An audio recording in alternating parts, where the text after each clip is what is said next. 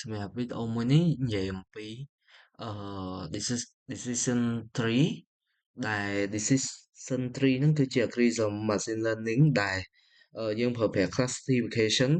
ការចែកថ្នាក់និងការព្យាករណ៍ដែលយើងហៅថា regression ហើយតំណាងជាដើមឈើដែលវាមាន node ដែលយើងអាចដែលយើងប្រៀបធៀបវាដូចជាចំណុចដែលគេចោទសួរឬមួយក៏ជា feature ដែលយើងមានប្រេងដូចជាលក្ខខណ្ឌ decision path អីអញ្ចឹងទៅហើយ leaf ប្រៀបដូចជាចម្លើយឬមួយក៏ outcome ដែលយើងអាច provide ឲ្យគេវិញអញ្ចឹងអឺយើងប្រើវាហ្នឹងដើម្បីការ prediction ដោយប្រើ array data អញ្ចឹងសម្រាប់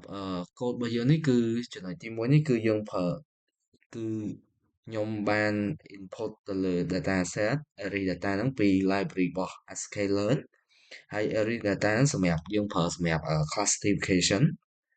ហើយនេះគឺជា result បន្ទាប់ពីយើងបាន import ទៅលើ data ដែលយើងបានយកមកពី sklearn ហ្នឹង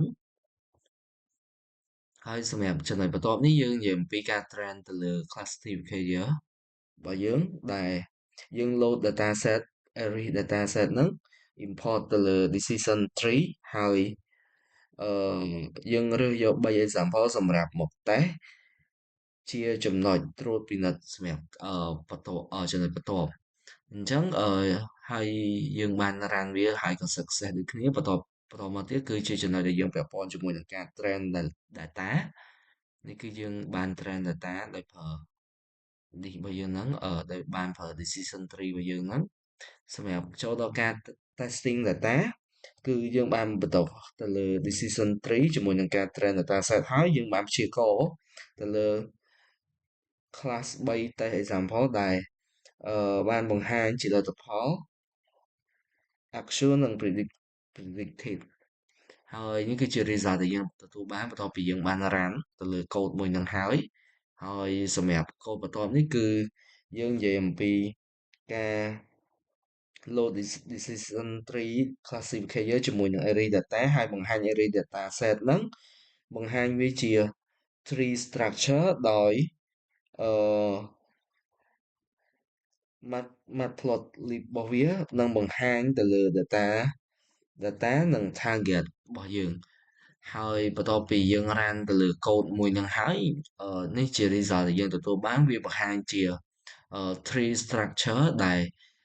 នៅពេលដែលយើងនេះជាចំណុចដែលចោទសួរហ្នឹងគឺpencil ប្រមាណអីចឹងទៅបើសិនជា true វានឹងធ្វើការបែបម៉េចបើសិនជាវា false ក៏វាធ្វើការបែបម៉េចចឹងទៅបន្ទាប់មកវានឹងធ្វើការតគ្នាបែបហ្នឹងបេះទៅតាមinput ឬមួយក៏អ្វីដែលយើងបាន set នៅខាងលើហ្នឹងហើយនេះគឺជា sample dataset ដែលយើងទទួលបាន target zone feature name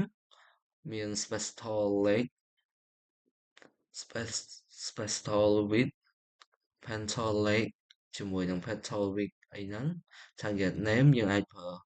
set south version color vengeance nickel